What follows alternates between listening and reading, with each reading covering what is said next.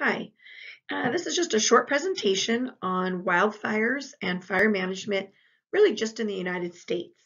We've had our fair share of wildfires in California, so I'm hoping this is something you find interesting. First, I just wanted to make you aware there are a lot of really good video and internet resources. In particular, if you Google PBS Nova Inside the Megafire, it's the title of um, maybe an hour-long documentary. It is excellent. It's current. It has really good information, not just about kind of the economics and the politics and that of the fire, but really the ecology of fire and the scientific information about forest fires. So I highly recommend it. It's about 50 minutes to about an hour. So PBS Nova Inside the Megafire, and you can stream it for free online. I also linked several videos to my YouTube channel in the playlist Forest Fires / Wildfires. There's some just little short animations that talk about the ecology of forest fires and some different things. And then lastly, there is it's not a video, but it's just a website.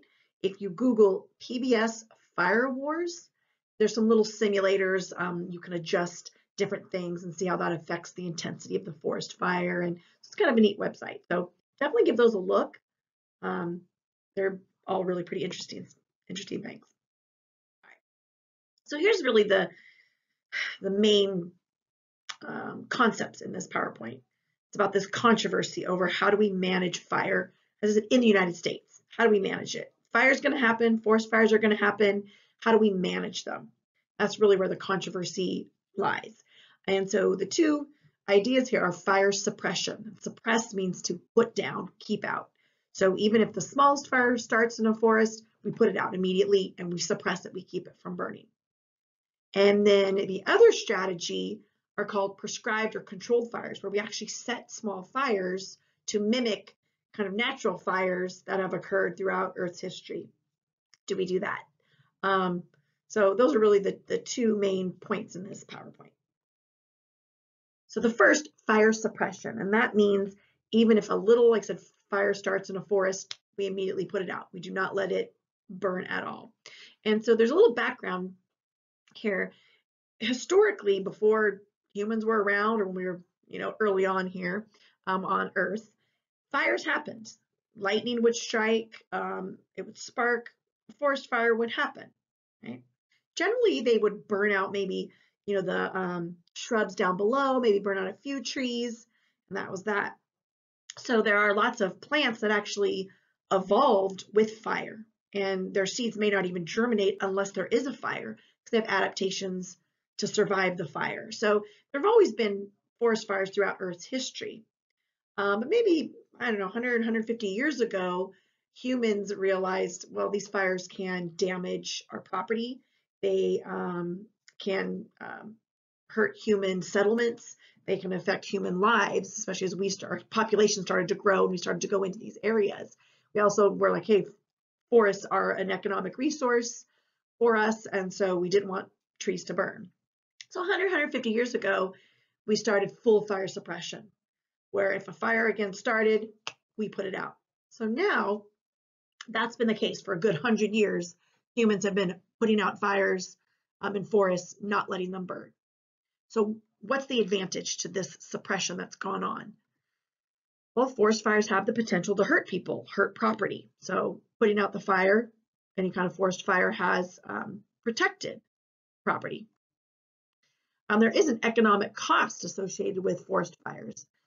So if we can put them out before they start, well, then we don't have that cost of repairing damaged property, so on and so forth. So that was really the goal over the last 100, 150 years, is to suppress fires to avoid those things, hurting people, hurting property, the cost of damage.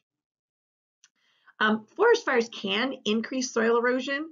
So if on a slope, on the side of a hill, if fire burns down all the trees, that leaves the soil exposed. So then when it rains, that soil then can run on down the hill, maybe to a river, or just get a landslide. So it did prevent some, suppression has prevented some of those issues. There are some disadvantages to putting out forest fires. You wouldn't think so, but there are, especially over this period of 100 years, we've been putting out fires. And so now what's happened there's a large amount of what's called fuel. So fallen leaves, fallen tree branches. Because fires haven't gone through, there's more crowding. There's more trees in a forest. So it's more crowded, there's more competition, there's just more buildup of trees and branches and leaves that have not been burned over the years through periodic fires because the fires have been put out. So now we have what we call fuel.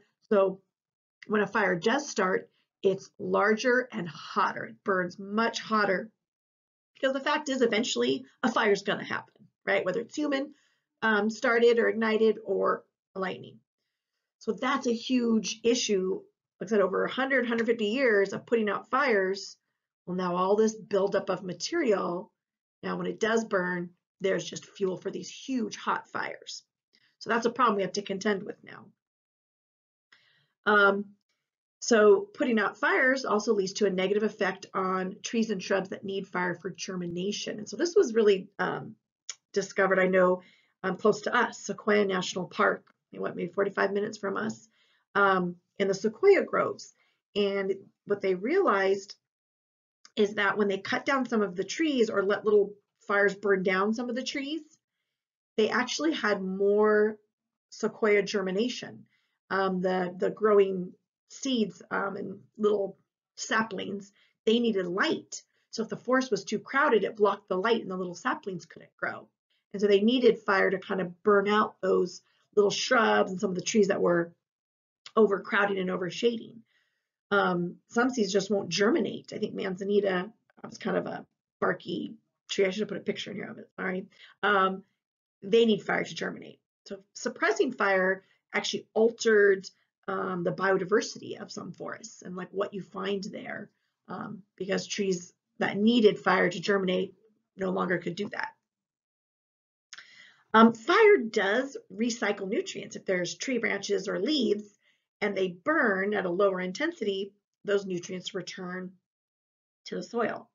But because we've suppressed fires for 100 or so years, you get this buildup of fuel, and now the fires burn so hot, it like scorches the soil, and you're left with almost like a hard pan, like a cement.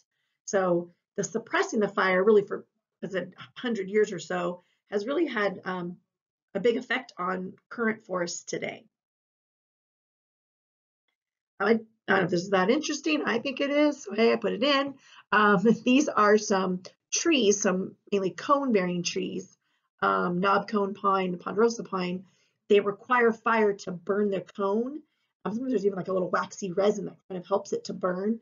And then if you look, you can see like it kind of opens up here, and that is where the seeds are, and they can be released and germinate. So some plants in the forest have adapted to life with fire, and they actually require it to germinate. Oh, sorry. Prescribed burns. So this is after about 100 years or plus of putting out fires, we realized, oh dang, forests need fires. How do we put fires back in?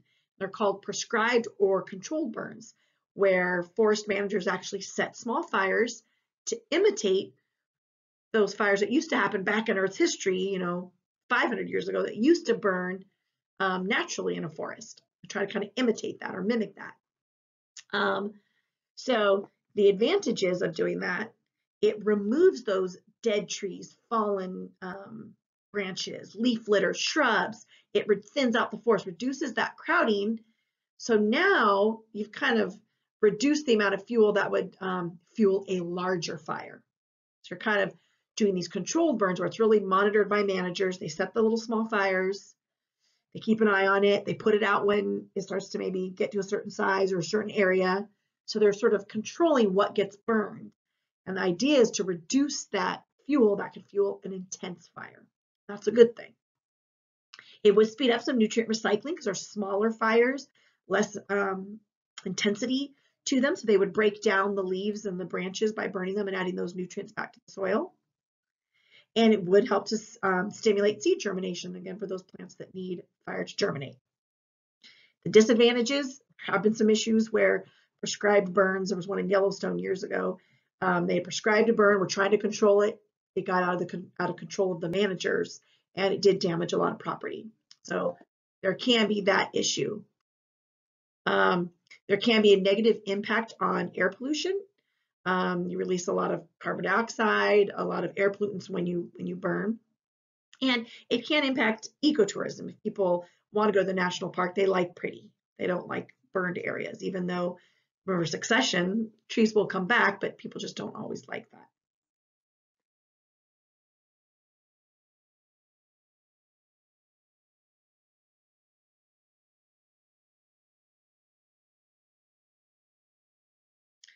So the idea on the left is before the prescribed burn, you've got all this undergrowth, you've got more trees, right?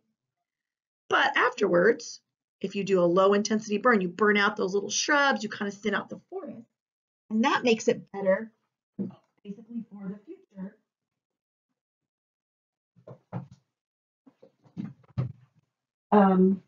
It reduces like a higher intensity fire. So on the left, if this was ignited by lightning, there'd be a ton of fuel to power this fire. But if under controlled methods, you burn these little shrubs away, you've thinned out the forest, if a lightning does strike, there's less fuel to support that fire and you get less intensity wildfires. So just like that was just a little graphic of that. And you really want to just have low, like down low, like here, you want the fires to be low. Once they jump up to these, they call a crown, then they can kind of spread and you get those bigger trees burn, you get a bigger intensity. So the idea is prescribed burn burns out the surface, the lower stuff, and thins out the forest a little bit, and you don't get those high intensity fires. So scientists say you've got a choice. Do you want this, like in a prescribed burn, low intensity fires, or do you just want to leave all that fuel on the ground that's going to then power an eventual hardcore high intensity forest fire? I thought this was a nice graphic. If you want to check it out, I'll leave it up.